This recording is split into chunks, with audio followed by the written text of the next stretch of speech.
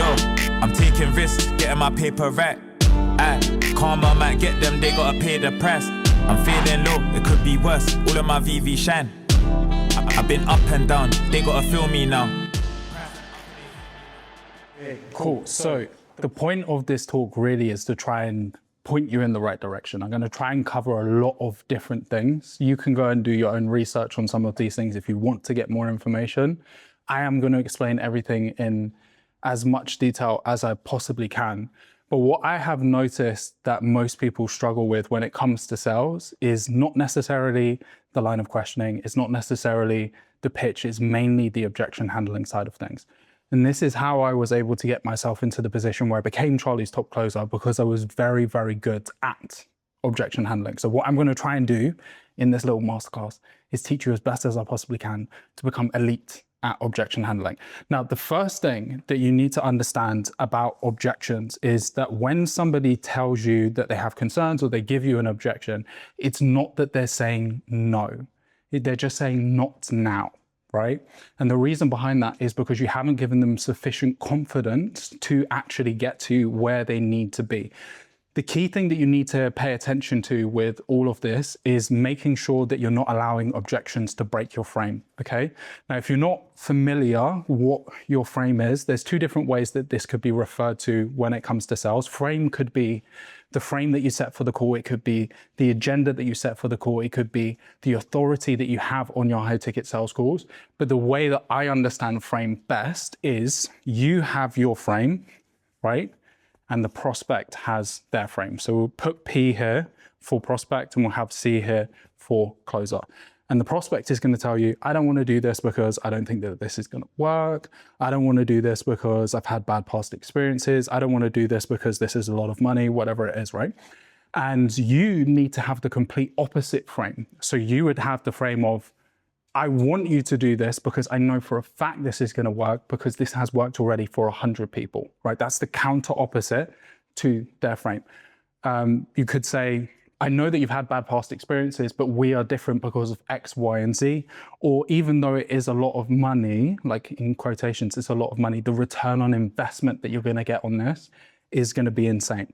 The key thing that you're focusing on when you're keeping your frame, and this is really how the sale is going to be made, is right now you're engaging in a tug of war with the prospect, right? So let's say that this is the prospect. Obviously, this is a terrible drawing, and this is you over here.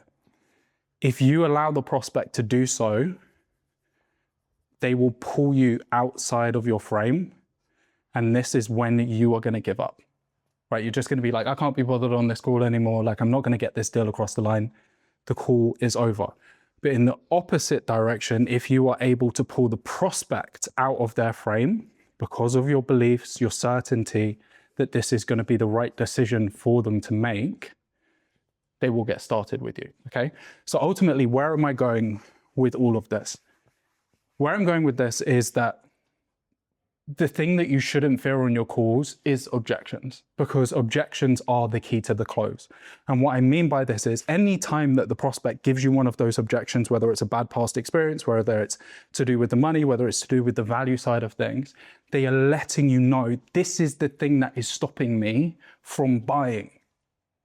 Right? So you've already got the indication of what you need to understand to be able to get the deal across the line. So it doesn't make any sense for you to be afraid of objections, because if you can bypass this one thing, then you will get the sale.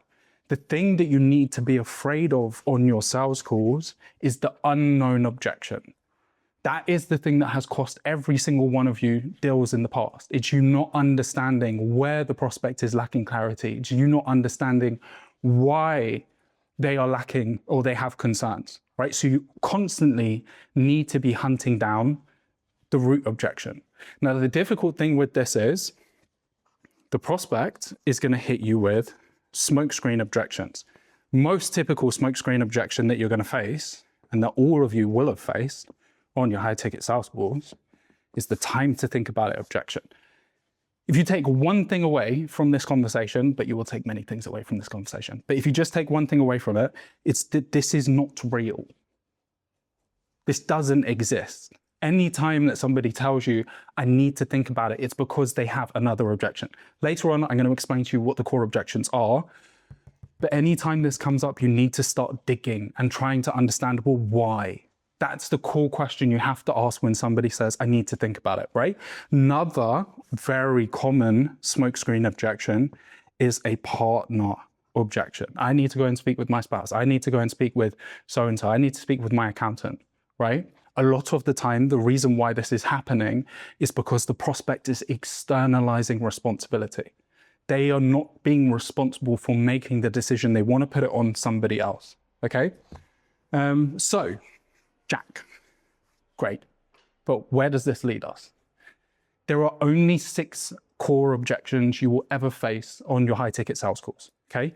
The first objection that you will face is product objections. I'm going to explain all of these in more detail. Second one that you will face is value objections. Next one that you will face is money objections. You will also face partner objections. You will face time objections, and you will face fear objections. Okay, I mean this. This unto itself will help you so much. When you're on your high ticket sales calls, if you really just start looking at the objection handling phase through this lens and piecing it together and being like, okay, which one of these am I dealing with? It will give you so much more clarity on how to close more deals in the future. Okay, now the reason why I'm saying there's only 6 core objections, say for example with the fear objection, someone might say, I've had a bad past experience. That is a fear objection. They may say, I don't think that this is going to work, right? That is a fear objection. If somebody says, I've never invested before, that is a fear objection. If somebody says that I don't know if I can actually make this happen because a lot of the time I am lazy, that is a fear objection, right? So now I'm going to break all of these down in a little bit more detail for you so that you can understand what they are. Now, the first hurdle for you to bypass is going to be product objections. Product objections could be, I don't understand how this is going to work given my existing systems. Or they might say, I've tried things like this in the past, and when I did try this in the past, it didn't work for me. Now, based on what I've just said, you might be thinking, Jack, that doesn't really make any sense because you've just told me that that also could be a fear objection, right? What you will notice is sometimes you will have compound objections, which will be a combination of those 6.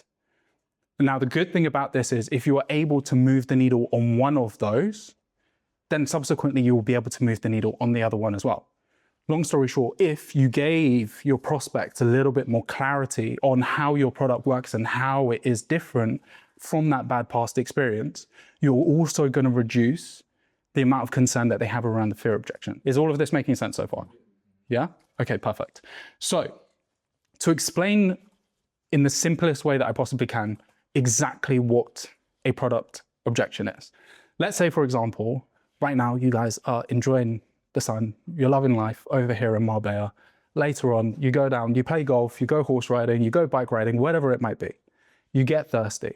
And all of you guys, you love sparkling water, right? You go to the shop, and in that shop, they only sell still water. If you decide not to buy it, you have a product objection because you're not buying the thing that you want, right? So how do you go about then bypassing product objections when you're on your high ticket sales calls? The first thing is that you need to tailor your pitch to your prospect. Now, all of you, when you're pitching on your calls, you want to ensure that your pitch is 80% the same every single time, and there is 20% variance for that particular person that you're speaking to.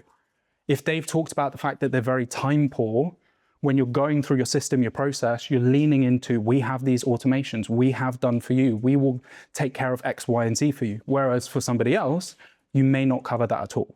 You're also leaning into their desired outcome. You're leaning into consequences. You're leaning into all of these different elements, all right?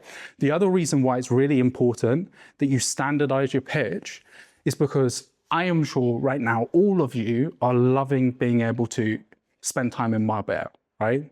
You're working a lot less than you normally would. You have more freedom in terms of your time. The long-term objective for every single person in this room is to work towards time freedom. The only way that you can do that is if you systemize things. And so in order for you to systemize your sales process, it has to be standardized so that you can hand it over to a closer, okay? So the last thing as well, actually, on this front around why you want to standardize your pitch. If you pay attention to how I'm speaking to you right now, in comparison to how I was speaking to you earlier, I'm putting more energy, more emphasis, more gravitas behind what I'm saying. I'm focusing on the emotional content so I can keep you engaged. You need to do the same thing when you are pitching. The whole point of people saying you have to have conviction on your sales calls is you're speaking from a place of conviction. Long story short, if you don't know what you are saying or where you are going next because you haven't standardized your pitch, you're not going to be able to focus on the emotional content. It's the same thing when it comes to actors or the same thing when it comes to singers, right? If you think about your favorite movie or your favorite scene, anybody could have been handed that script. But the reason why it's so powerful is because of the emotion that was put behind the words. And sales is all about the transference of emotion. You need people to feel something if they are going to buy, right? So, prime example of this and how much tonality and the emotion that you place behind words has an impact on a sentence is, for example, let me write this out in fact. Okay, cool. I didn't say that he crashed the car. If you emphasize different words, it completely changes the meaning of the sentence. I didn't say that he crashed the car. I didn't say he crashed the car. I didn't say he crashed the car. I didn't say he crashed the car. I didn't say he crashed the car. All of those have completely different meanings, right? And so when you're pitching, you really need to focus on that. But also when your prospects are speaking to you, you need to pay attention to how they are highlighting certain words because more information is conveyed in the way that something is said as opposed to what is said unto itself, okay? Now, another thing that you can do when it comes to avoiding some of these product objections beyond making sure that there is alignment in terms of what the prospect wants is to do temp checks. Now, if you have never heard of a temp check before, long story short, you're basically asking the prospect, how old are you? But you're doing it in a way where you're masking the question. You would say something to the effect of, okay, cool, seems like you love the process, but just so I can get, I don't know, like an understanding of your level of understanding around this, let's say on a scale of 1 to 10, 10 being, Jack, I absolutely love this. This looks fantastic. 1 being, if I'm being honest with you, brother, this isn't the right thing for me. Where would you say you land on that scale, just in terms of the product specifically, right? What we're doing here is we're trying to get a read of how bought in they are. And especially if you're being tactical with the language you're using around, I just want to understand this, rather than just directly asking them, how old are you? They'll give you a score and they'll say, oh yeah, like I'm at a 6. Then you want to ask them why. Okay, and in terms of being at a 6, what makes you say a 6 instead of a 7 or an 8? Now, the key thing that's really, really important to note with this is you don't want to go, what makes you say a 6 instead of a 10? Because if you go to a 10, it's too much of a gap. What you're trying to do is just move the needle incrementally, right? Because that's all this is about. You're just trying to push the prospect forward little by little so that you can get the deal across the line. So you're always going X being whatever number they said, plus 1, plus 2. So what makes you say a 6 instead of a 7 or an 8? What makes you say a 3 instead of a 4 or a 5? That's it, okay? And then you just keep repeating that process by giving the prospect more and more confidence so that you can get them into a position where they're ready to buy. Now, you might be thinking, well, how do I do that? Don't worry, I will explain to you in probably about 5 minutes. Can I ask a question? Yes, go for it. In the 80%, are you saying that potentially you need some sort of framework, like / script? Yes. And would you say to mesmerize that? Yes, you need, it has to be off by heart, right? Let's say, for example, what is your favorite song? Taylor Swift, Bad Romance. Bad Romance, yeah. All right. Let's imagine you, like right now, I asked you to come up here and you had to, I'm not going to do that, by the way, but I asked you to come up here and you had to perform it, right? How confident do you think that you would be in being able to sing that song versus, say, for example, if I was like, I want you to sing Kendrick Lamar, Poor Man's Dreams. I want you to, like, Do you know what that song is? No. No. Okay, cool. So which one do you think that you're going to do better in? Because you understand what you're supposed to say next, right? The key thing that I'm getting at is, again, it comes back to the emotional content. If you don't know what you're going to say next, you're going to struggle so much on your calls. And you, again, when we're coming back to this whole thing around having your frame, right? And controlling the conversation, the prospect is going to get their confidence from you. So if you are not confident in what you were saying on the call, in turn, it's going to make them feel less confident. Yeah? Yeah. That makes sense. Does that give you more clarity? Of course. I think with me, it's just laziness of wanting to mesmerize the script. But you should. I should. Yeah. It won't take that long for you to memorize it, bro. Yeah. Like if you sit down for 2 hours, you'll get it done. Yeah. And on that front, if I can try and reframe your belief, it's how much is that costing you by not taking that action, right? Is it worth it for you to sit down for 2 hours to learn your script so that on your next sales call, you could make 5 or 10K? Yeah. Right? Yeah. Cool. Is this just for the pitch part or the whole sale? For the whole pitch. The pitch is the most important thing that you know off by heart. And then for the 20% part, when is that flexibility put into the 80%? Okay, cool. So let's say, for example, I'm selling a client acquisition system. And in terms of my client acquisition system, there's a few core pillars. There's the offer. I help you with defining your ICP. I help you with booking appointments. And I help you with sales, right? Let's say that those are the core categories that I focus on. But in the line of questioning, you told me you've already spent ages working on your offer. You've worked with multiple different people. You're really happy with that. In terms of your ICP, you're also 100% clear on how that works. You don't need help. The core area where you're struggling is appointment and sales. Even though my standard process might be to spend 2 minutes on this, 2 minutes on this, 2 minutes on this, and then 2 minutes on this, because in the line of questioning, you've told me I'm really stuck when it comes to the appointment booking side of things, and I fucking suck at sales, I might change the distribution of how I'm spending my time, right? So that's the tailoring. Yeah, makes sense? Of the pitch. Of the pitch, correct, yeah. So again, a lot of this is theory. So now I'm gonna give you a framework, and this is such a powerful framework for you to be able to use on your high ticket sales calls. You can use this when it comes to answering questions, but you can also use this to an extent. There's a slightly different framework when it comes to handling objections, all right? Now, the first thing, in fact, am I jumping ahead? Yes, I am jumping ahead. Before I dive into this, the first thing that you really need to understand is the importance of questions, right? A lot of people would tell you to be good at sales, you need to have the gift of the gab. Take Charlie Morgan, for example. He's a lot more extroverted now than he was in the past. But when I first met Charlie, Charlie was like super fucking introverted. But he was closing at 40% because he understood how to use his personality to get deals across the line, right?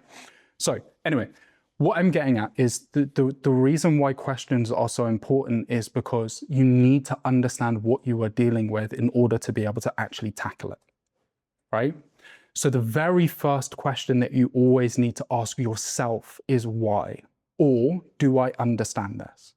If you don't understand what you are dealing with, you shouldn't try and tackle it as an objection. This is one of the biggest mistakes that everybody makes. It's just, I want to change this person's perspective. And they're doing this because all they're thinking about is, I want to make money, rather than I want to help this person, right?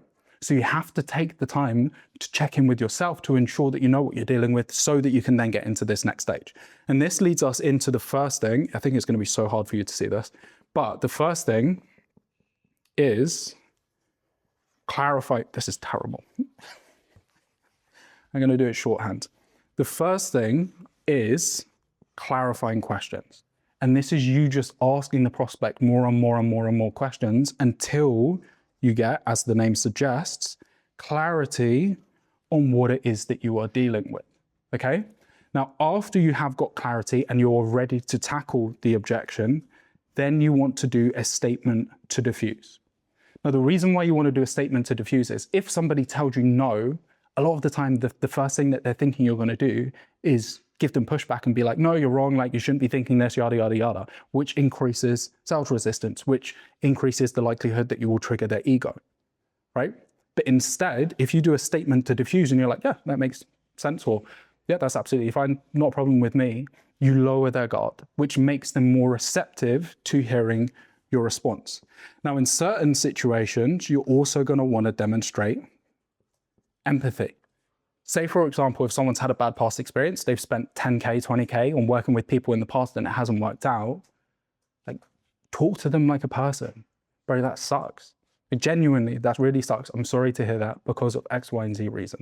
My tonality wasn't aligned there. You need to, again, put the emotion behind it so it feels real, right? Yeah. Quick side note is high ticket sales is so difficult because you're taking somebody who's a complete stranger and then turning them into a customer within the space of an hour. You have to build so much trust. The biggest thing that a lot of people don't do is talk to people like people. They're too salesy, right? So focus on that emotional content. Now we get into how do you actually tackle dealing with these objections, okay? So the first thing is you want to have a concise response. The longer that you talk, one, the more likely it is that you're going to talk about something that's going to create more questions, more concerns, more objections. And also the longer that you talk, the less that people are going to be engaged. And they're going to switch off and they're not going to pay attention to what you're saying, which means that you are not going to move the needle, okay? The other thing that you want to do, and this is so fucking important, is you want to confidence loop. Now, a lot of you probably don't know what confidence looping is, but it's in short, you making your statement and then tying it back to the desired outcome, right? So you've come to me and you say, okay, all of this looks really good. I'm a little bit concerned about how you're going to go about ensuring that I don't have poor quality leads. I talk about how you're not going to worry about the quality of the lead side of things, and then I tie it back to, and this is exactly how we will get you in the position where you get 2 to 3 qualified appointments per day. Or this is exactly how we will get you in the position where you have more time freedom. Or this is exactly how I will get you in the position where you are making that 50K per month. There are so many different variances of how you can confidence loop, but you have to tie it off with this statement. Now, the thing with confidence loops, in fact, just before I go into that, last thing is, when you're doing this, it's better for you to show and not just tell. Like, imagine right now, this whiteboard didn't exist, even though I'm not doing the best job with this, to be honest with you. But imagine right now, I'm just conceptually explaining everything to you, and there's no visual representation of what's going on. It's going to be so much harder for you to absorb that information. And so when you're on your calls, if you have a way to be able to demonstrate what you're talking about through resources, through case studies, whatever it might be, share your screen and use that as another way to be able to communicate this information, right? Coming back to the confidence loops side of things. The thing with confidence loops is you doing one confidence loop is not going to get the deal across the line. It's just not going to happen, right? But if you stack up confidence loops throughout the entire call and you are just constantly saying, this is going to work, this is going to work, I am 100% sure this is going to work, this is going to get you to your goal, this is like, when you stack all of this, now you've got like 100 data points in the call that subconsciously your prospects won't recognize, but 100 different times of you demonstrating confidence that this is going to be the right thing. Right? So this is why confidence looping is so important when you're dealing with objections, but also when you're dealing with questions. Okay? Very last thing last 2 things. So imagine we still have everything up here. Very last 2 things that you have with this process is a pulse check.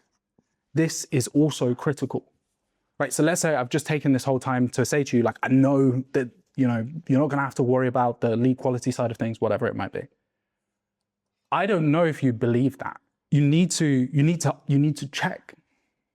You need to make sure that you have actually moved the needle, right? So what you're doing here is you're just saying, does that give you more clarity? Does that give you more confidence? And then you're waiting for the response. If you're happy with the response and you can see that you've moved the needle, good, push ahead into the next thing. If you haven't, you need to challenge, because there's no point in you pushing the conversation ahead if you know that you haven't moved the needle, because that objection isn't going anywhere. It's going to come back later on in the call and it's going to be the thing that stops you from closing the deal. So you need to say to the prospect, okay, look, understood. I just want to check here. Are you sure that you actually have clarity? Are you sure that you actually have confidence around this? Because I'm more than happy to take the time to explain this in more detail. Okay?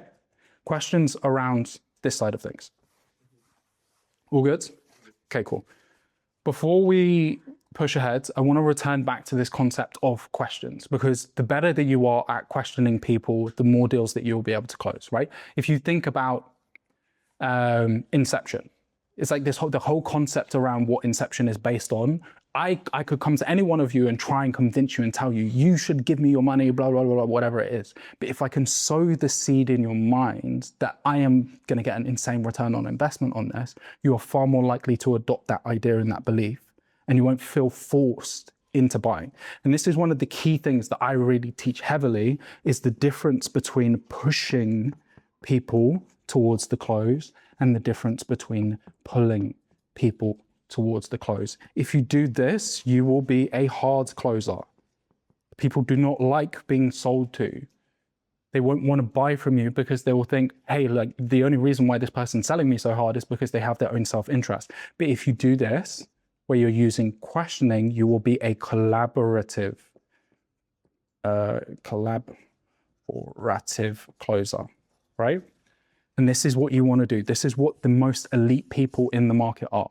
They use questioning. Okay, so coming back into this whole concept of questioning, what are some of the other types of questions that you can ask on your sales calls? You have also got strategic questions. These are fucking sick.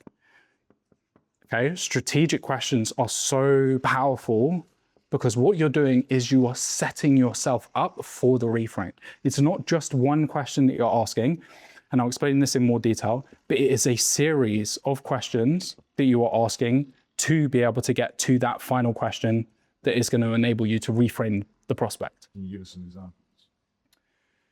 Let's say, for example, you've had a bad past experience. I might start off by asking you a little bit about like what has actually happened, like why did it go wrong? I dive into some empathy. And then I'm going to then give you clarity on where our offer is different from theirs. And then I'm going to go into the direction of, okay, are you willing to allow that bad past experience to dictate the results that you've got moving forwards? No. Okay, why not? Here I'm getting you to double down and justify for yourself why that would be a bad decision, as opposed to me telling you to do that. Then you're going to rattle off yada, yada, yada, yada. And then at the end of that, I might say, okay, so given that that is the case, what do you think we should do?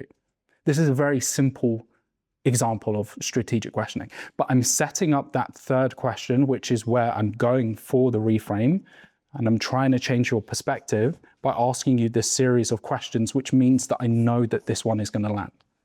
Okay, makes sense? Yeah. Cool. The next thing is binary questions, bro. Binary questions are so fucking powerful. But the thing with this as well is they can also be incredibly dangerous. They're a double-edged sword, because if you don't use binary questions in the right way, they will work against you. But a good way to position this, like that's what I said to you earlier on, is a prime binary question, because there's only two directions you can go. Are you willing to allow that bad past experience to get in the way of you getting the results that you want moving forwards? You can either say yes or you can say no. And because of how I've stacked it up beforehand, you're not going to want to say no, because it's just like, it's a stupid thing to say. So I'm forcing the conversation in the direction that I want it to go so that I am able to work towards the close. Okay, so you really want to try and leverage binary questions as much as you possibly can on your sales calls. Also, question about that, is that right? Yeah, go for it. The post check. Would you say like the post check is almost about binary reflection? That you've kind of gone through that objection Yes. flow? Yeah. Okay. Yeah. When you go through that objection like handling flow, so you've pitched, you dropped the price, you've gone through the objection handling flow. When you go through that and you're like, okay, cool, there's one objection, you've gone through it. Like, you pitch again, like how do you keep that moving? Okay, cool. Let's tackle this. In terms of the overall structure of the sales call, there's a few different stages. You have the rapport building stage. This is like super simple. It's just like, where are you calling from? Yada, yada, yada. You then have the line of questioning, or what other people will call the discovery. You then have your transition statement. This is really important because you need to segue from the line of questioning into, now I'm actually going to pitch you. And you kind of want to ask the prospect, are you happy for me to show you how all of this is going to work? Then you have the pitch, right? Then one thing that I would recommend is you have a post-pitch process. And in the post-pitch process, we're doing a lot of heavy lifting. We're asking the prospect, a retie, which I'll explain in a second, but it's basically, do you feel like this is actually going to work for you? Then you're asking them, what questions do you have for me? Quick side note, never ask, ever ask, do you have any questions for me, right? Because that is an example of a bad binary question, because you can say no to that. And the reality is you probably do have questions. And a lot of the time people will default to saying no just because it's easier to do so. Then you go into your temp check, then you have your price pitch, and then you have your objection handling phase, okay? And then you have the close. So these are all of the different sections and segments of the call. Quick question. So obviously there's a lot of different stages there. How do you maintain the frame so that the call doesn't go on like 2-3 hours on? Because each of those can like, if you're working with a prospect, and as you say with the questions, you have to ask them a question to then dig even deeper, like what you said, the confidence loop in. How do you maintain the frame to make sure that it doesn't go on too? Okay, cool. Really good question. Structure. Yeah. This is where your whole, up until here, all of this is standardized, right? Rapport building phase, this should only last 1 to 2 minutes. Line of questioning could be 18 to 24 minutes. Transition statement's gonna be 1 minute. Pitch could be 8 to 12 minutes. Post-pitch process can be 5 minutes. Price pitch is gonna be 30 seconds. And then the rest is for objection handling, okay? Yeah. How do you transition from report to the next phase? Very good question. This is the way that I do it, and it works amazingly every single time. What I'll do, jump on the call and be like, how are you doing? Doing great. Whereabouts are you calling from today? Oh, I'm calling from Marbella. I'm in London myself, but look, obviously I know that you're not on here to talk to me about Marbella, and you are definitely not on here to talk to me about London. You want to figure out if we can help you to scale up to XK per month. So if you're happy to do so, should we get started? That track works so well because you're calling out the reality of what's going on. Like most of the people that you're speaking to, they're not on here for small talk. They really don't give a fuck about the report. They also know that you don't give a fuck about the report. And so it helps you to transition really quickly into the call. Yeah? Okay, cool. So coming back to your original question, Seth, how do you keep the call going, right? First and foremost, you're leading the call. But if you get to a stage where you can see that the prospect doesn't have any other questions and they don't have any other concerns or objections, you should just be making the ask, right? And the way that there's loads of different ways that you can make the ask, but one of the best ways that you can is by doing a double down before you do that. So a double down is you basically doubling down on a point of confidence. Given the fact that you said to me, Seth, that genuinely you feel like this is going to get you to the point where you're making 20K per month and it's going to enable you to close at 50%, does that mean let's do this, right?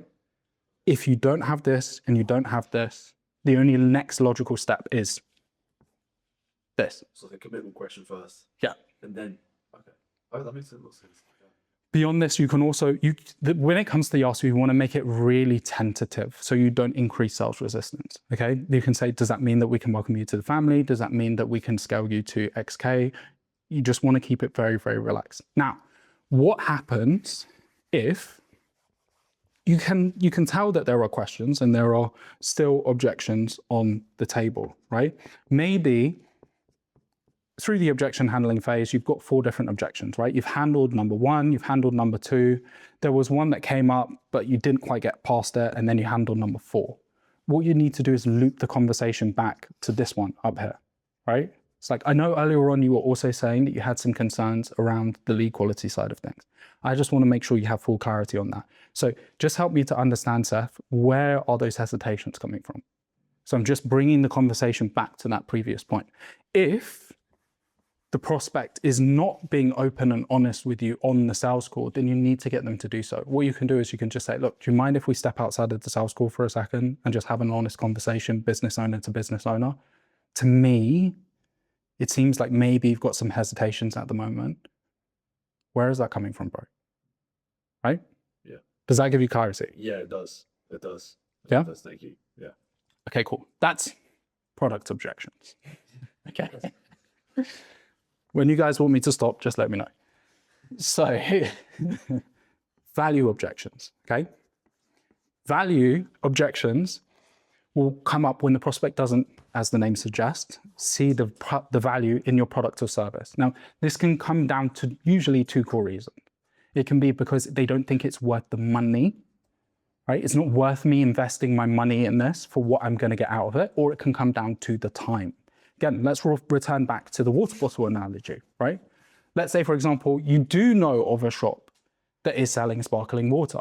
You get down to that shop and they are charging you $100 for a very normal bottle of water.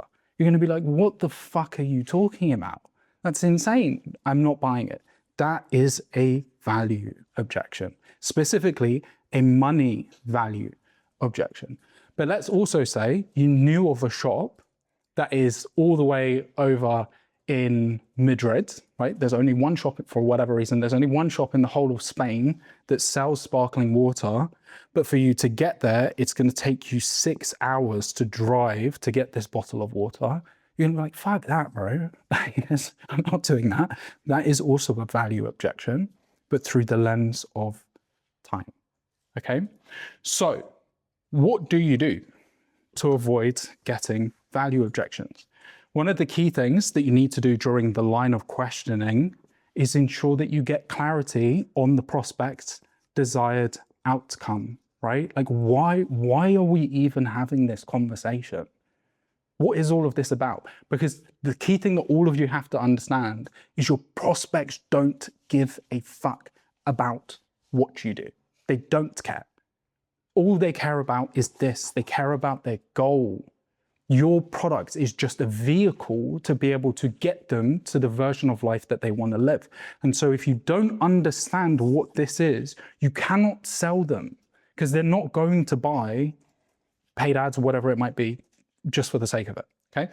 The other thing that you need to understand is the consequence of them not taking action and buying with you. And if you leverage both of these things, as I explained earlier on, with confidence looping and in the pitch and all of that type of stuff, then you will reduce the likelihood that you get value objections. Now, earlier on, I was talking about there's loads of different ways that you can confidence loop, right? Get you to 10K per month, get you 2 to 3 appointments per day, be able to buy back your time. This is the difference between macro and micro confidence loops. Macro confidence loop would be you getting to 10K per month. This is the big goal. Or it could be because this is going to allow you to buy that BMW that you've been dreaming about since you were like 5 fucking years old. That's the macro goal. But you can also do micro confidence loops, which is you saying, this is going to get you 1 appointment per day, right? This is a means to the end. Or this is going to increase your sharp rate by, I don't know, 40%. This is a means to the end, okay? Another thing that you can do is consequence looping, right? So maybe I'm talking about, again, we'll go with the appointment booking side of things. My appointment booking system is going to be able to help you to get 50 appointments booked per month. And I know that this is going to be so valuable to you because you've told me at the moment you're only getting 1. Right? I'm leaning into that pain. I'm leaning into the pain of your current situation to highlight to you, if you don't change this, bro, you're fucked. Okay? Now, the last thing that I'll talk about when it comes to all of this. On confidence looping, you know how there's a macro and micro. When are you using the macro? When are you using the micro? When are you using the outcome? And when are you using the consequences? All the time. Really, really good question. Let's say, for example, we're on a call and I just keep saying to you, this is going to get you to 10K per month. This is going to get you to 10K per month. This is going to get you to 10K per month. This is going to get you to 10. It's starting to get annoying, right? Yeah. You're like, okay, shut up. But if I have more variance in there and I'm saying, this is going to get you to 10K per month, this is going to get you a 40% increase on your sharp rate. This is going to increase your close rate by 25%. Now it's starting to get exciting, right? So you want to have that variability. The other thing is, especially when it comes to the consequence loops, you need to be very careful about this. Because if I keep saying to you, you're only booking 1 appointment per day, like you're not really making any money right now, blah, blah, blah, blah, all of these different things, you're going to be like, this guy's a dick. Like you're just manipulating me.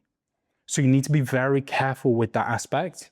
Again, kind of using Pareto's principle, you want to focus 80%, maybe 70% on the confidence loops, 20, 30% on the consequence loops. Yeah? So you're saying it's good to list or say as many macro and micro. Yes. Because it gets them thinking all the different sort of. Yes. Yeah. Because that's what they ultimately are buying. Like when all of you guys started in this space, this is what you wanted, right? Like this moment that you are having right now, being able to have location freedom and travel around the world and be able to work from your laptop and make money. This is what you wanted. But when, let's say you took a sales call with me at the very start of your journey, I was talking about, I'm going to help you, like it's just got the best split testing in the world. And, we're going to help you with X, Y, and Z, all of these features, you don't care about it, right? So you have to focus on the confidence loops. So is macro versus micro like feature selling versus like, the outcome? Not quite, but that's where I'm going next. Other questions? No? Okay, cool. So this is really important. Probably one of the most well-known adages around sales is that you need to focus on selling the dream, right? Which is what I have just talked about.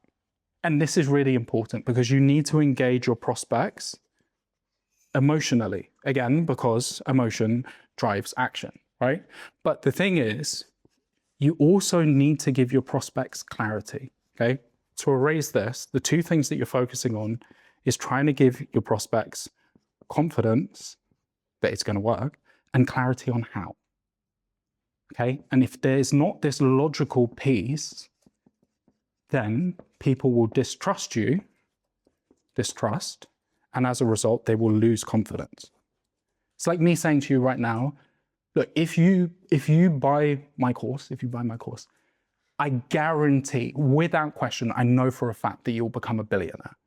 Like I mean it without question, 100% you'll become a billionaire. And then you ask me, imagine I haven't done this whole presentation and you're just like, yeah, but how does it work? And it's like, don't worry about that. Don't worry about that at all. You will become a billionaire. You're gonna be like, shut the fuck up, bro. What are you talking about? Right? Because you haven't explained the how. You haven't explained to the prospect how you are gonna take them from state A and get them to state B, okay? Yes, exactly. So this is where I'm going to go next, right? A is your prospect's current outcome. B is your prospect's desired outcome. Your product is the bridge between the two of them. Okay, so you do need to explain your features to an extent. Let me put it up here. You need to explain your features up to an extent, but you also do need to confidence loop the features, right? But this is you explaining the how. You get from here all the way over to here. Okay, make sense? Okay, cool. Let's dive into money objections, okay? Now, to be honest with you, money objections are the easiest objections to overcome because it's just pure logistics. The hardest thing is to get the prospect to be truthful with you about their financial situation, okay? But examples of money objections would be, I can't afford this right now.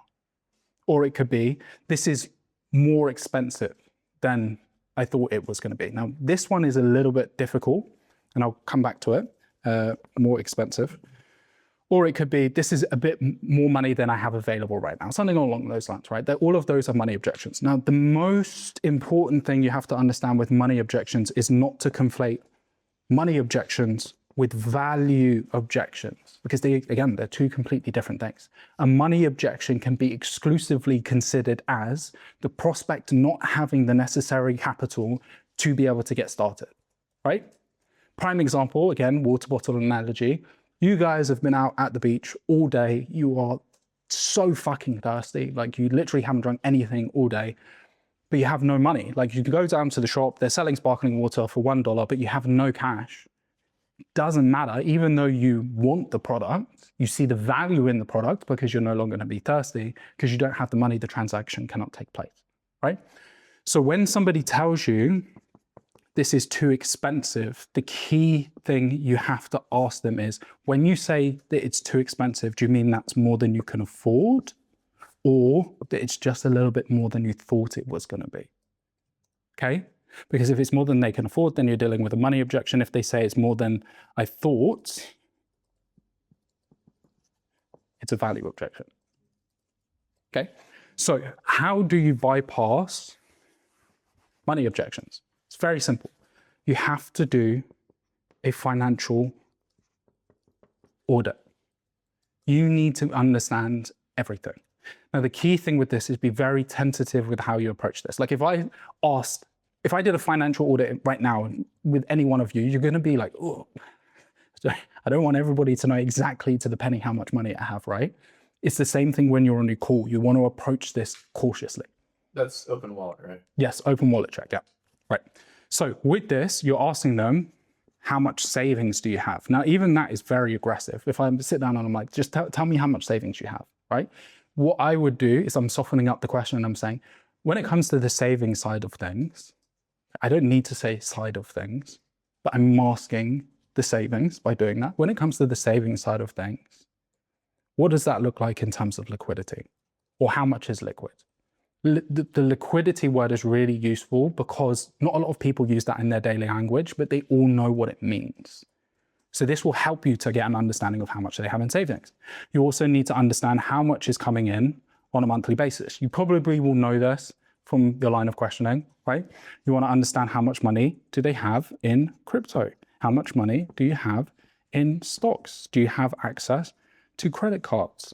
Do you have money in a retirement fund?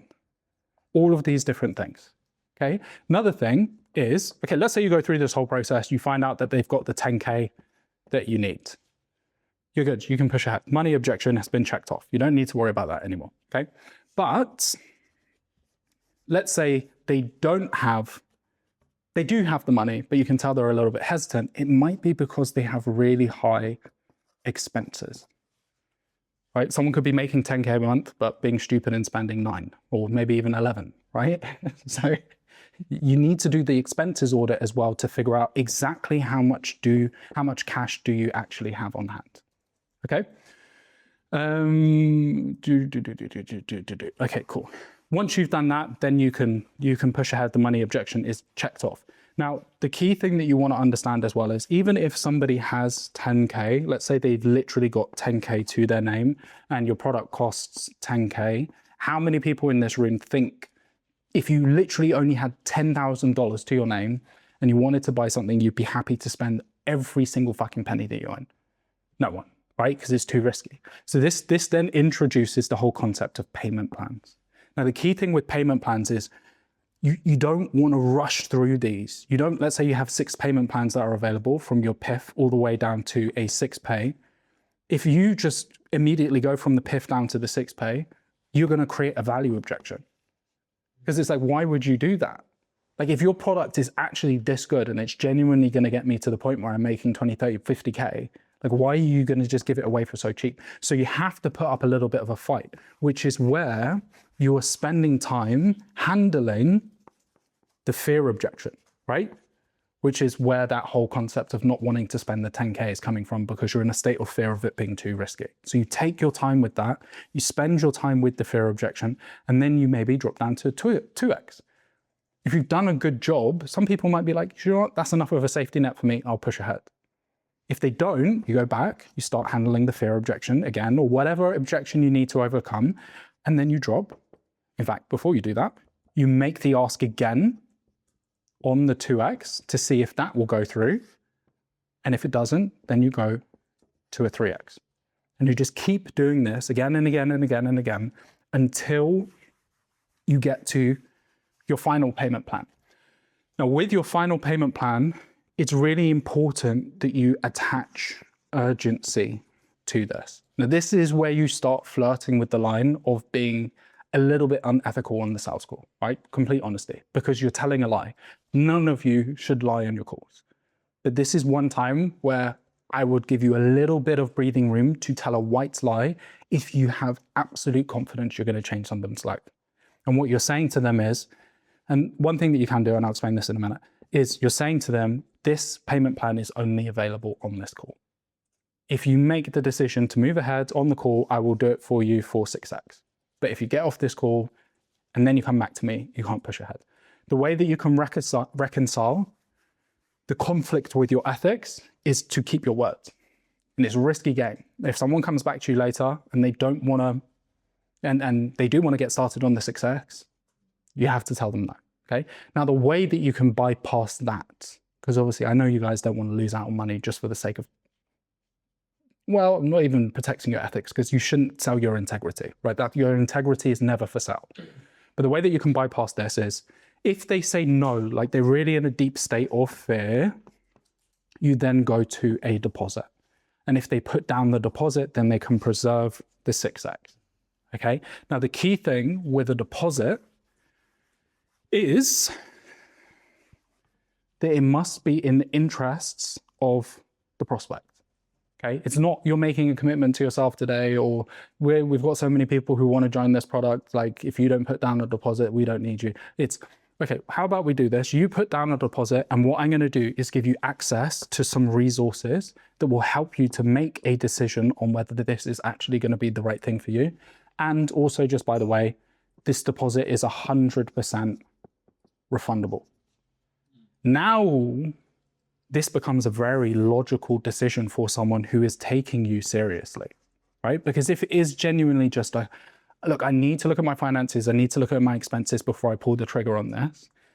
The fact that they're going to get access to resources and be able to actually see your product before they buy it, why would they say no to that? The only time that someone is going to say no to this is if they have been hitting you with a smokescreen objection. Okay? This is so fucking powerful, because if they've been hitting you with a smokescreen objection, you now know that you've been tackling the wrong thing, which means you can do the whole, do you mind if we step outside of the sales call side of things? Usually when people say no to this, it's because they've got hesitations or concerns elsewhere.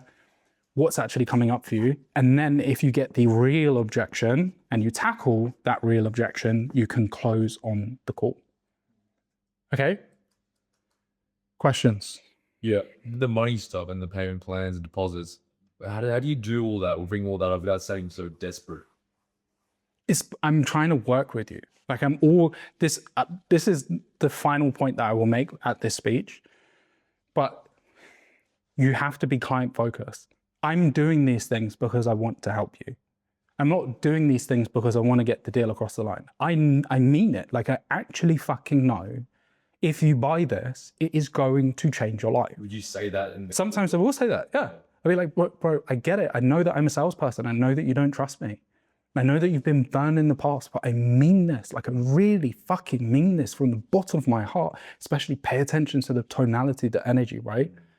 If you do this, if you do this, this is going to change your life, right? So it's fine to say those kind of things to people on the call, but it's important, again, that you have a good product and you can actually back your beliefs, okay? How do you price the size of the deposit? Good question. So let's say the product costs 10K. There's a few different ways that you can do this. You could charge 1K. The bigger the deposit that you get, the more likely that someone's going to get started. If someone puts down 1K, they're like 90% likely to get started. If someone puts down $100, they're probably like 40% likely, maybe even 30% likely to get started. Now, the other thing that you can do with this is, in the same way that you would with your payment plans, you staircase down, you would do the same thing with your deposits. So you start off at 1K, they say no to that, you handle some objections, and you go to 500, 200, 100. Yeah? Cool. Final question: how long of a runway would you give them when they have paid a deposit? Oh, okay. This is a great question. This is my fault for not explaining this. Everything should happen on the call. Always. You never send people payment links. You are never collecting a deposit off of the call. You are never taking payment for someone to get started off of the call. Everything always must happen on the call. Yeah? I come in, sorry, about if someone has paid deposit on call, you've given them resources on call. How many days are like 7 days after this? And then it's like, okay, after 7 days, like that's where way too long. Whether you get the deposit. Way too long. Way too long. 24 to 48 hours. The longer between the first and the second call, the faster those emotions are going to start subsiding. Oh, you're booking a second call? On the call. On the call. On the call. So you take that deposit, happy days. You let them know I'm going to send you over the resources in the next 3 minutes. Just before we wrap things up, let's book you in for another call. Makes sense. Yeah? Yeah. Is that call same length, or was it like, I know that's like a big... You want to book it in for an hour, just in case you need to spend an hour objection handling. Sometimes that second call could literally last for 5 minutes. Sometimes it could last for 2 hours, right? Like, It's just dependent on the prospect. Cool. Okay, we have 3 more objections. Partner objection. Now, the most important thing to understand about the partner objection is that the partner objection splits off into 2 different directions, which is wants or needs. All right. So again, we're returning back to this water bottle analogy. Let's say, for example, you go down to the shop, but this time you're like 5 years old. This is ages ago. You go to the shop, you really want that sparkling water. You don't have any money. You know, in order for you to be able to buy it, you need to speak to your parents, right? That is a need partner objection. You don't have the cash. But then let's say, for example, one of you went down to the shop now and you wanted to get the sparkling water and you told the shopkeeper, I can't buy this right now. I need to ask my parents. That is a want objection. It's not real. So when you are dealing with a want partner objection, it is a smoke screen. And what is happening is all of the other objections, partner, value, money, time, fear, the partner objection is a smoke screen for one of these. You are in the wrong place. And then you need to start tackling these to get the deal across the line. If it is a need partner objection, say for example, I need to speak to my business partner before I get started with this, that's very reasonable. Like if you're going to drop 10K and it's a just shared bank account, you're going deposit pathway, right? Now, before you go deposit pathway, you kind of want to ask some questions as if the partner was on the call. What do you think that they would say about the product? Do you think they would see the value in this? Would they be happy with the money in terms of the time? Like you're just running through all of the main other objections so that you can increase the likelihood that you'll close, okay? Now, ways to, okay, a couple of different things. Just to check, are you guys good in terms of time, like, yeah? Oh, yes. Yeah? Okay, cool. Now, one of the key things that you need to pay attention to when it comes to partner objections, especially when you are dealing with,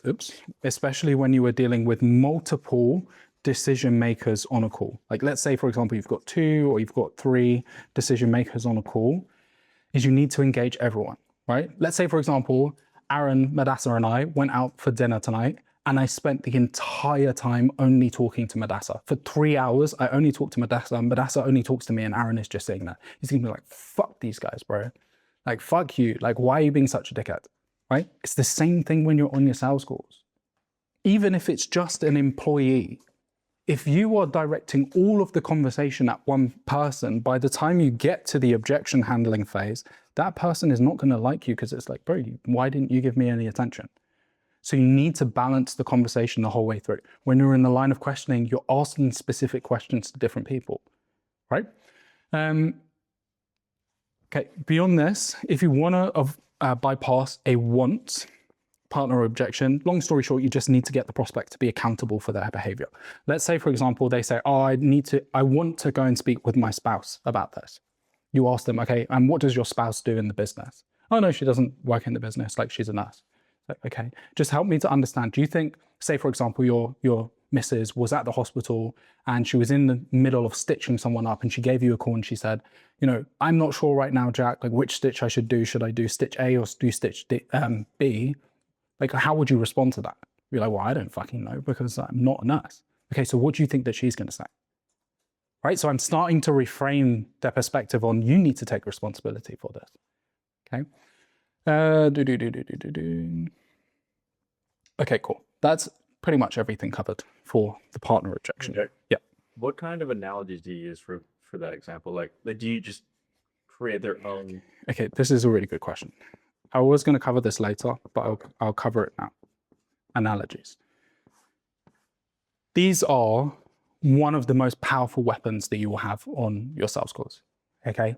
And the reason why is because you're getting somebody to apply the logic that they would use in one situation to another situation. It's the fastest way that you can reframe someone's perspective. But the thing with analogies is you don't want them to be scripted, because a lot of the time it will be like you trying to fit a square peg into a round hole. They won't quite work. They need to be natural, which is difficult, okay? Because one, it requires you to learn the skill of being able to create analogies on the fly. Best way for you to do that is to just be intentional when you're speaking to each other, right? you could explain something without saying an analogy, but you choose to do it so you can practice. In the same way, let's say you're struggling with your tonality, you could just talk how you normally would talk, but instead you decide to be more intentional. This is where sales is sick, right?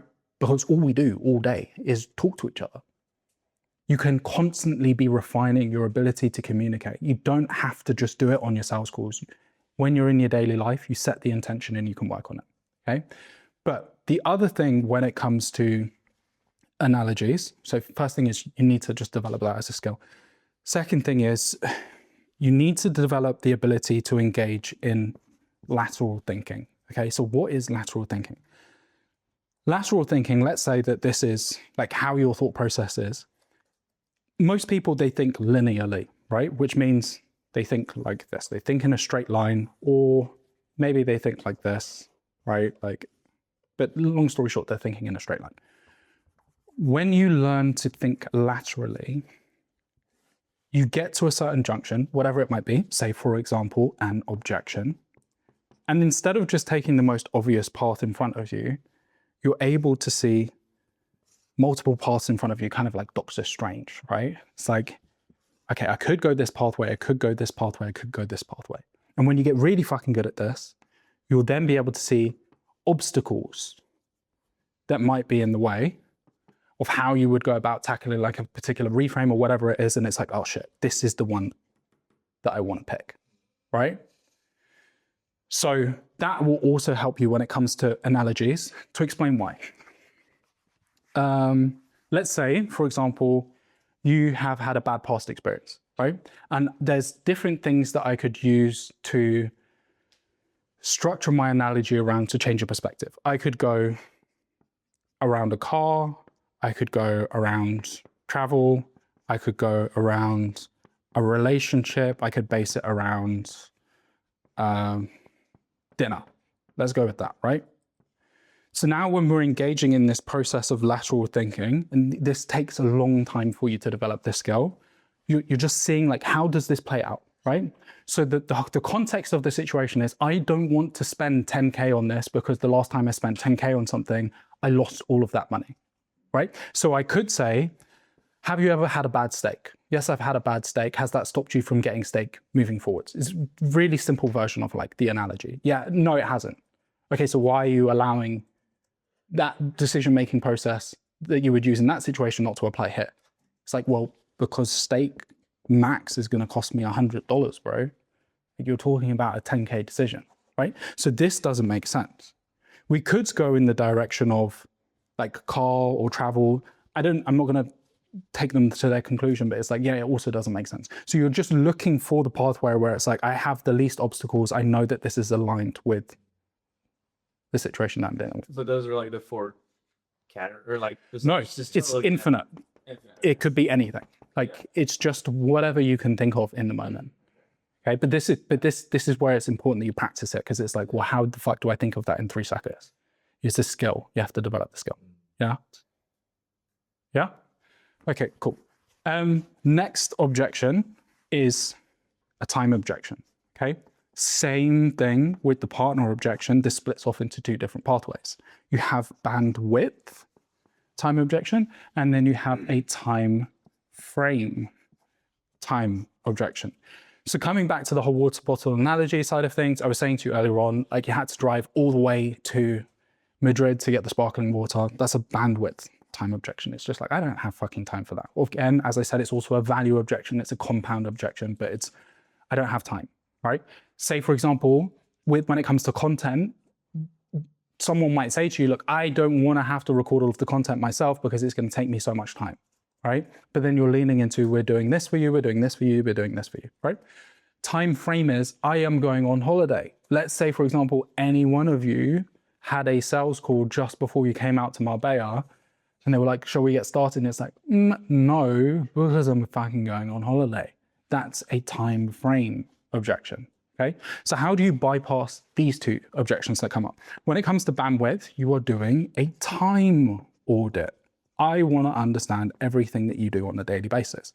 How many hours are you working Monday through Friday? What are you doing in your downtime, right? And that stuff that you're doing in your downtime, is it really that valuable?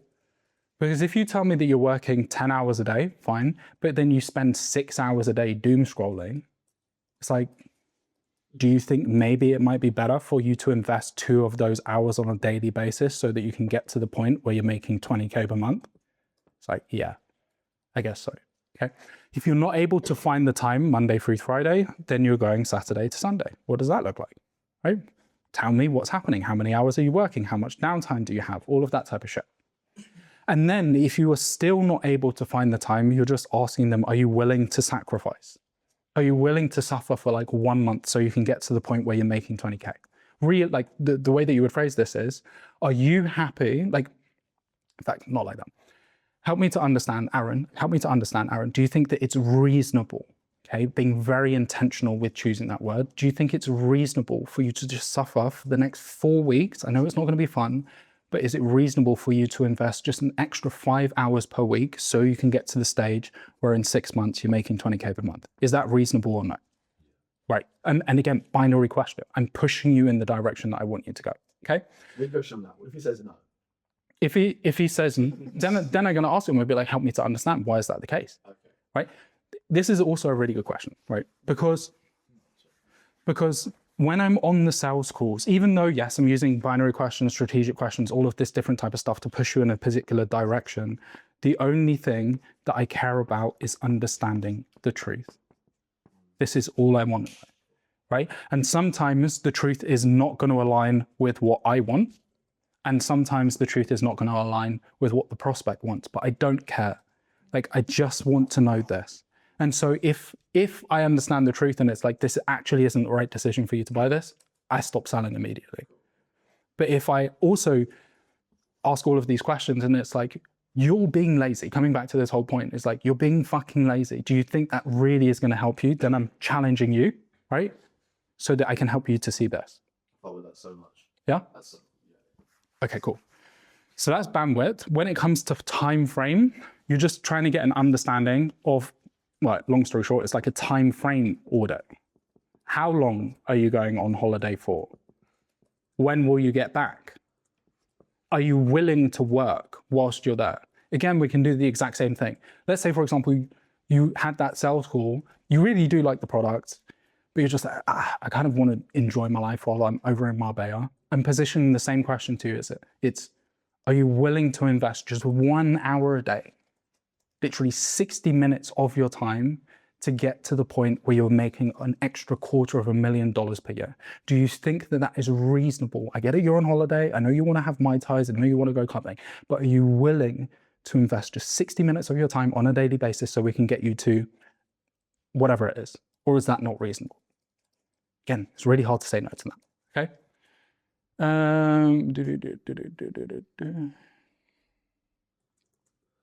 Yeah, okay, cool. Very last thing, or very last objection, is the fear objection. The fear objection is the hardest objection for you to bypass because it's irrational, it's illogic, right? You're not trying to overcome the objection. This is the most important thing that you have to understand about this. You are not trying to overcome the objection, you are trying to overcome the person, right? You're overcoming their limiting beliefs, you're overcoming their fears, like all of these different things. And that is why it takes so long for you to deal with this. Now, the fear objection typically splits into two different pathways, which I've talked about before, which is bad past experience and never invested. When it comes to bad past experience, first thing that you want to do is demonstrate empathy, right? As I said before, most people don't do this. Someone tells you, hey bro, like I lost 10 grand. I lost 10K. It put me in a fucked up situation. And you're just like, yeah, well, we're not like that. It's like, bro, that sucks. Like I hear you need to lean into the empathy because in order to overcome this fear, you have to understand the prospect's emotions, right? Which means that you need to get the prospect to open up to you emotionally. And then once you understand the emotions, you need to get them to apply logic to it. That's how you can strip away the fear. It puts the prospect back in the driver's seat once they can rationalize what they are feeling. Could you also use relatability as well? Yes, personal stories, prime example, right? It's like, yeah, I get it. And the reason, even more powerful when it comes to demonstrating empathy, the reason why I understand, bro, is because I've been in the same position myself. I've invested 20K, 30K, 50K, whatever it is. I've had this happen to me. This another thing that you can do is be, and you see Alex Hormozy talk about this, is be the angry person in the room, right? You're like, I'm so fucking annoyed that this is like, you're not taking it to that extreme, but you get angry for them. And you should. This is why all of you should be striving for excellence in this space. There are a lot, like I'm getting angry now. There are a lot of fucking people in this industry who do not deserve to be there. It's our responsibility to annihilate them, to get them out of the fucking market because they are stealing from people, right? So you don't have to be that amped up when you're on the call, but you're leaning in with that energy and it's like, I fucking get it, bro. I'm on your side, like really and truly. After you've done the whole empathy piece, you need to explore because you can't handle this until you know what happened. Like, why did it go wrong? What was it to do with?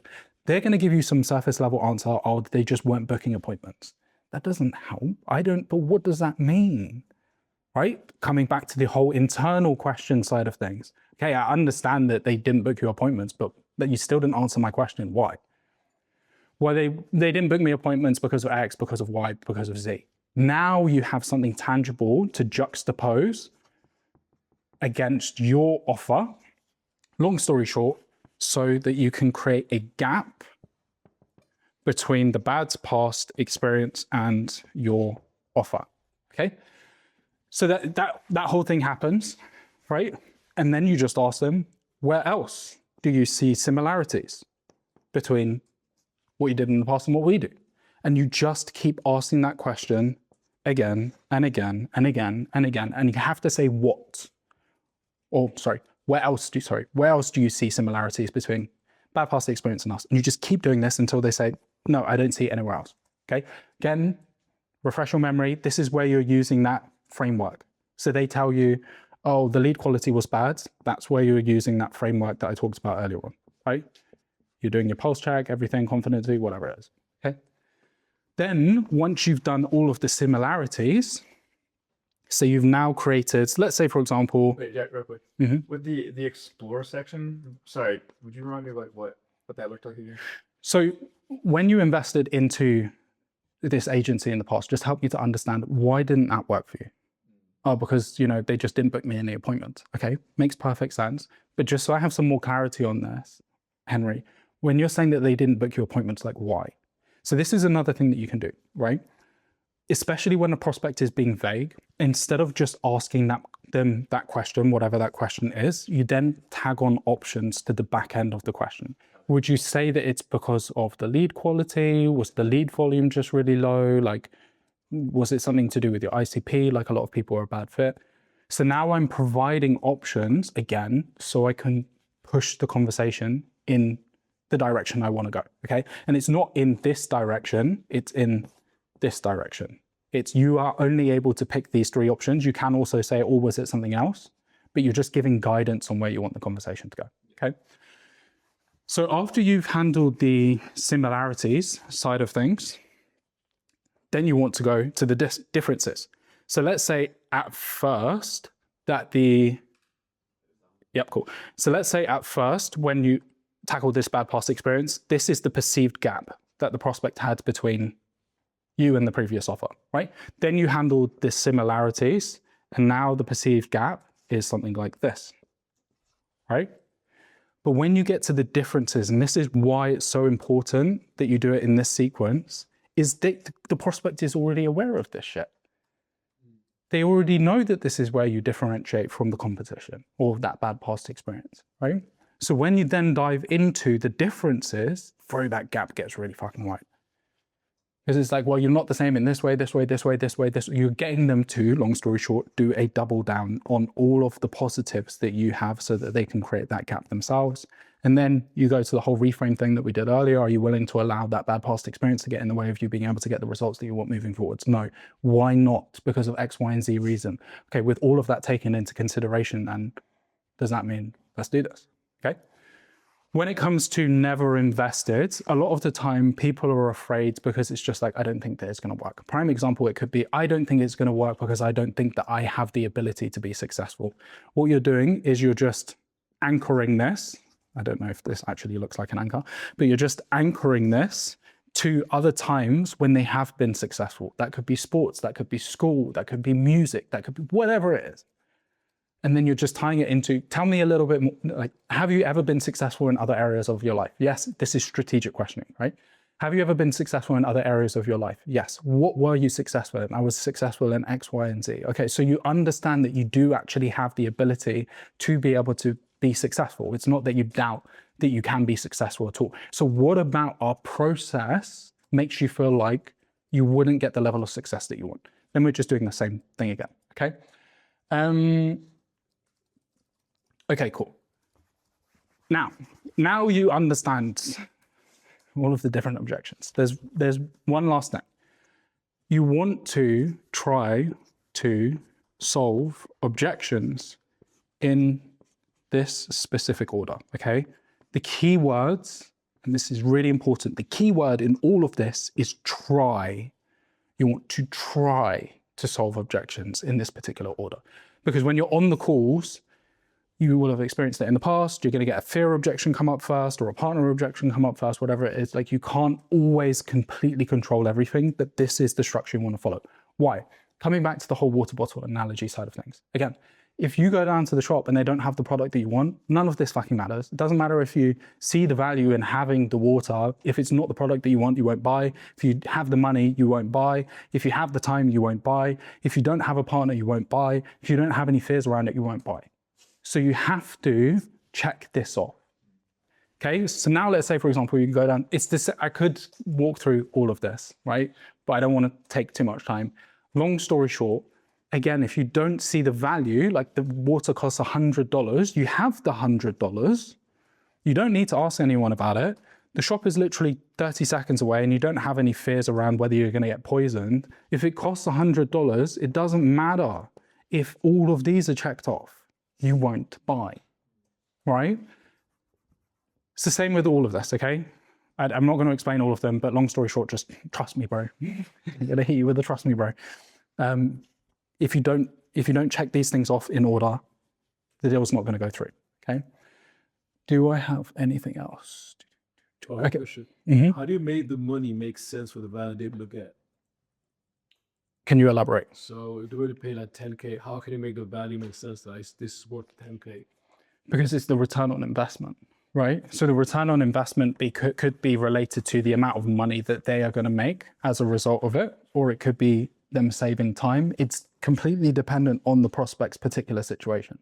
Is ROI always based on money or something else? Doesn't have to be. Say, for example, I have a client who works on a dating offer, right? And he helps women to find their husband. Has nothing to do with making money, but if you position it in the right way, like that, they charge like 3K.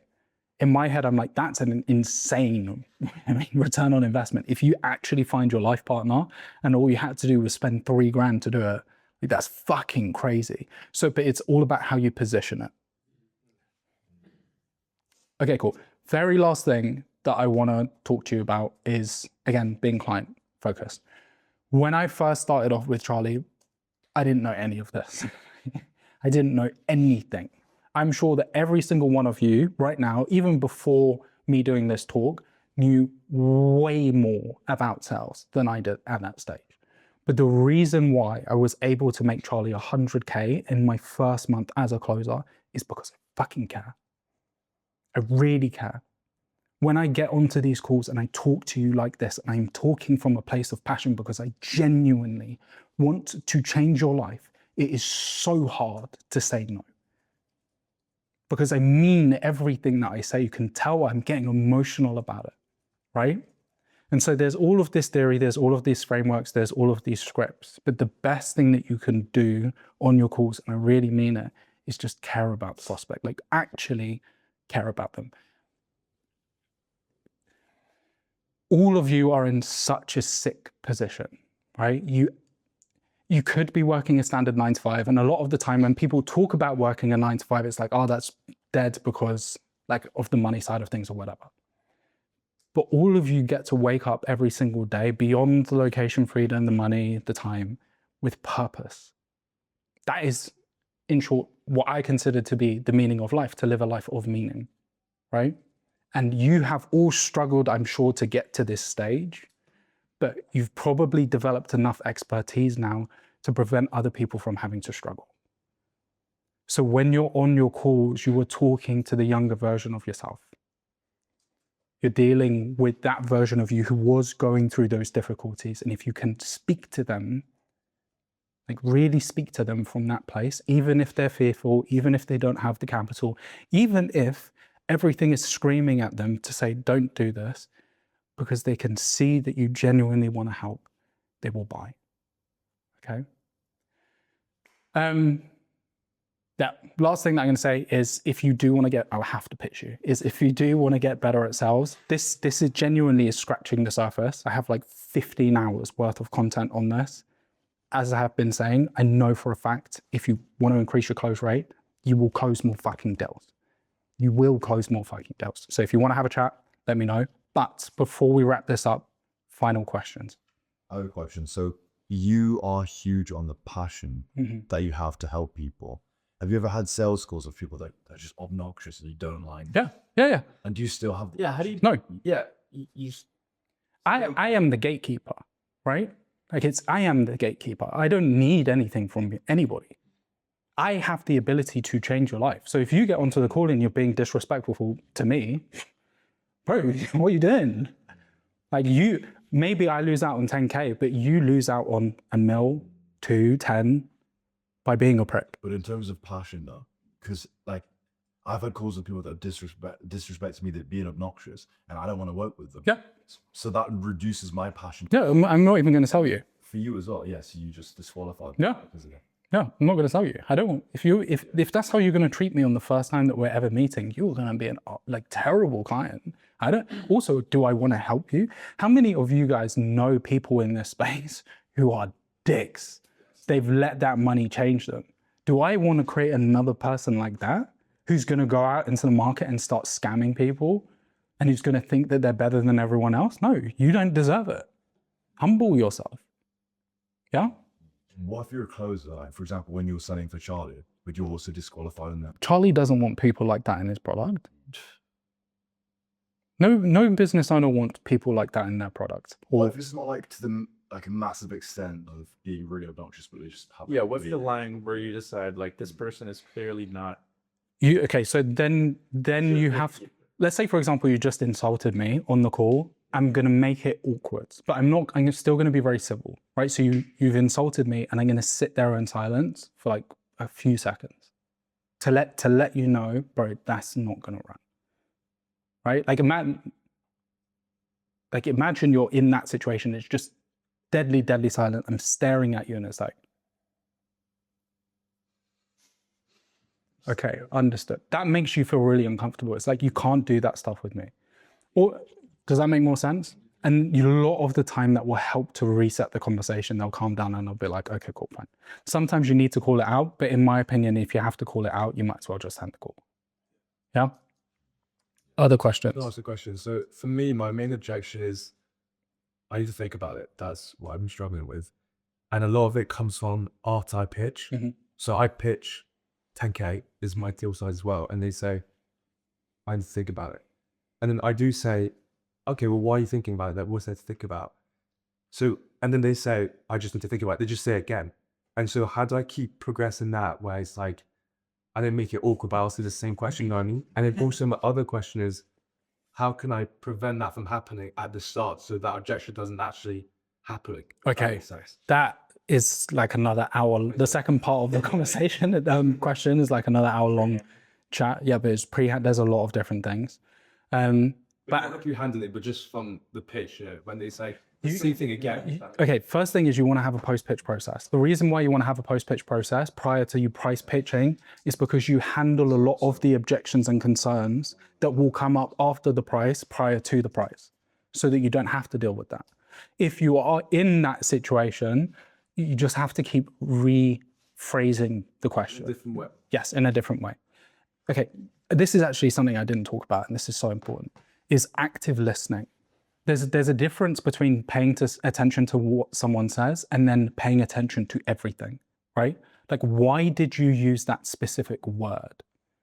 There's a difference between someone saying, do you feel like me asking, do you feel like this can actually get you to 10K per month? And them saying, yeah. And them saying, yeah. And them saying, yeah. And them saying, yes. Those are all 4 fucking different things, right? Where I'm going with all of this is there would have 80-90% of the time been something as small as that has happened in the call where they would have said a specific word or sentence, and that is their real objection. Kind of same thing when it comes back to like the whole, this is too expensive. You could think it's money, but actually it's value. Or they could say, I need to check the numbers. That's a money thing. Or they could have mentioned over the call, just help me to understand the lead quality side of things. You explained the lead quality, but you didn't do a pulse check. And then they say, and it's just the lead quality side of things. They mention it 3 times. That's the objection. So you have to be engaging in active listening. But if you want a full breakdown, if you go to my YouTube, my most recent video, this call, I had to handle the time to think about it objection maybe 7 or 8 times over the course of an hour to get him to buy, right? So if you want an example of, okay, beautiful. If you want an example of what that looks like, that will help a lot.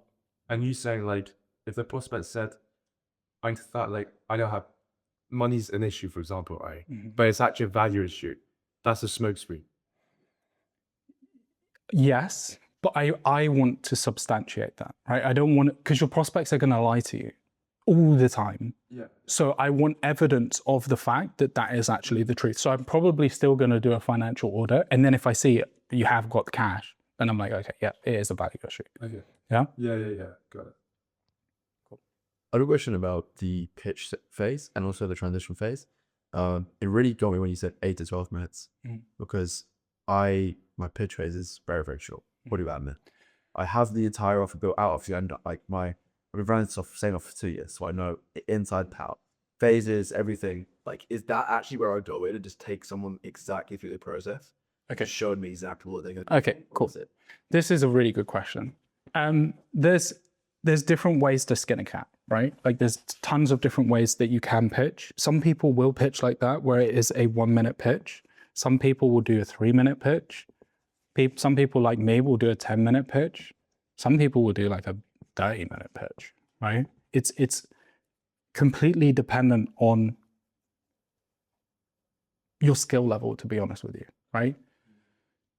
If you are not absolutely fucking insane at sales, you don't want to do a 1-minute pitch because you're going to get tons of questions and you're also going to have tons of concerns. And if you don't know not only how to answer these and handle these, but more importantly, extract them, you're not going to close that well, right?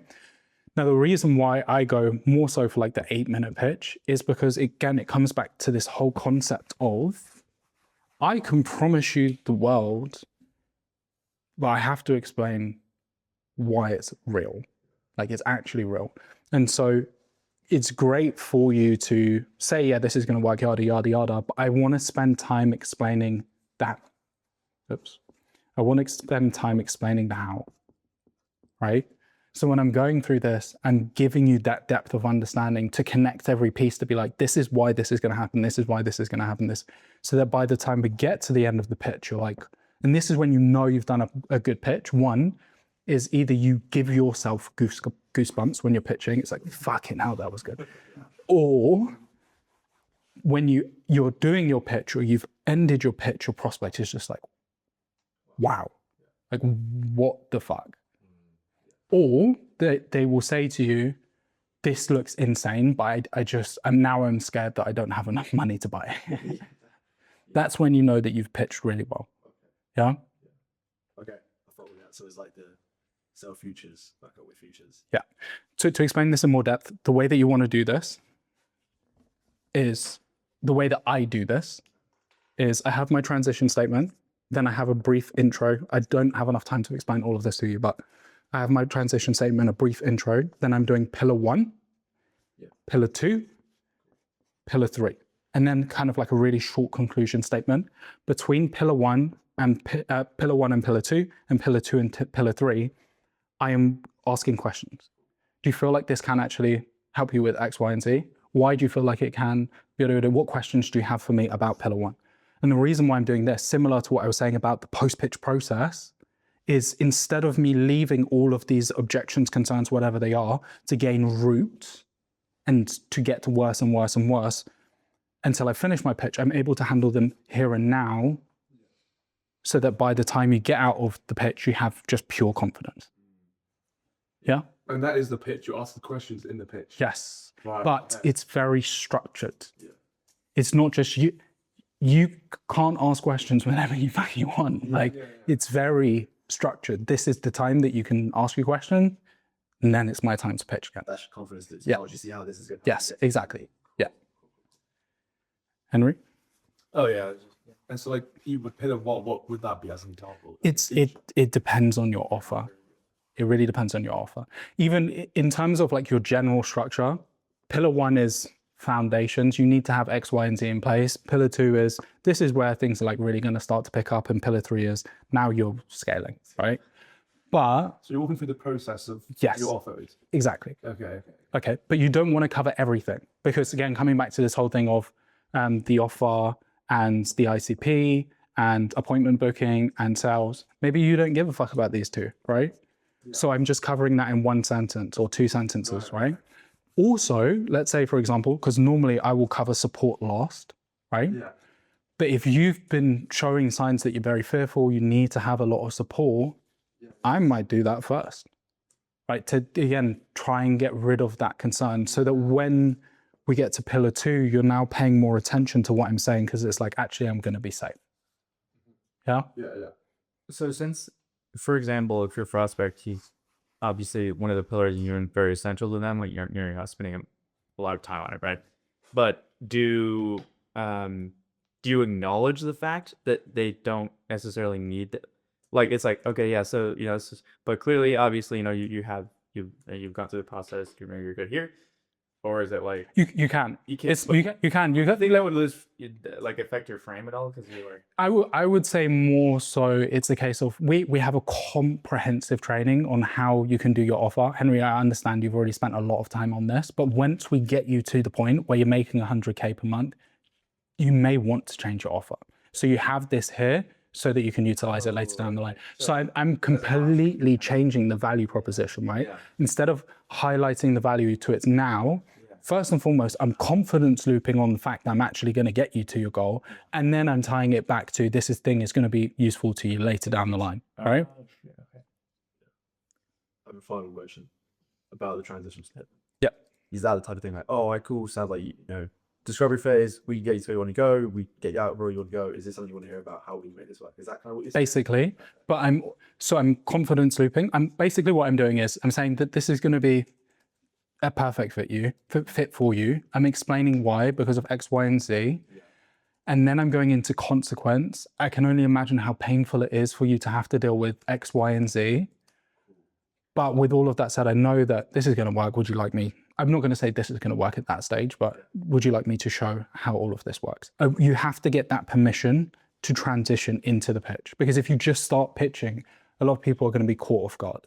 This is the last thing I'll say as well when it comes to the questioning side of things. The person who's controlling the questions and the person who's controlling the conversation isn't the person who's speaking. It's the person who's asking questions. But most people don't understand that, right? And so if you are always in the position where you're asking the questions, then you can control the combo. Other questions? Yeah? Cool. Appreciate it.